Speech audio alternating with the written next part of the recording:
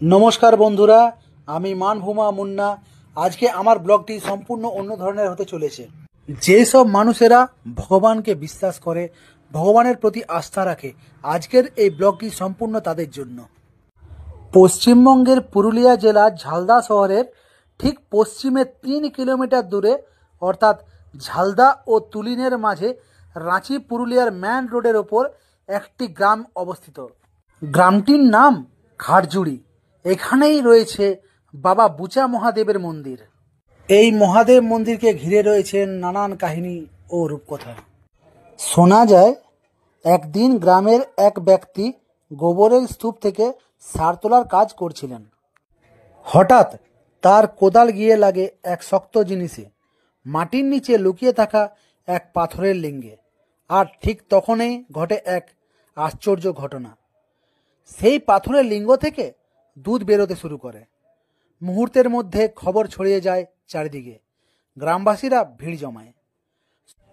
সবাই বুঝে ফেলেন এ কোনো সাধারণ পাথর নয়, বরং স্বয়ং বাবা বিশ্বনাথ মাটি ভেদ করে প্রকাশ হয়েছেন তাদের আশীর্বাদ দিতে।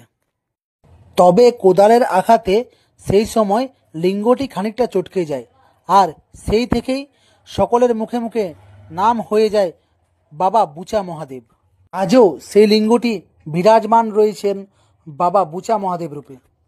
ভক্তরা আস্থা ও ভক্তির টানে দূর দূরান্ত থেকে ছুটে আসেন, হাতে দুধ, বেলপাতা আর অন্তহীন বিশ্বাস নিয়ে। বাবা মহাদেবের কাছে কেউ মানসিক প্রার্থনা করেন সন্তানের জন্য, কেউ মুক্তি চান রোগ ব্যাধি থেকে, আবার কেউ শুধু একটিবার দর্শন পেতে চান তার দয়াময় রূপের।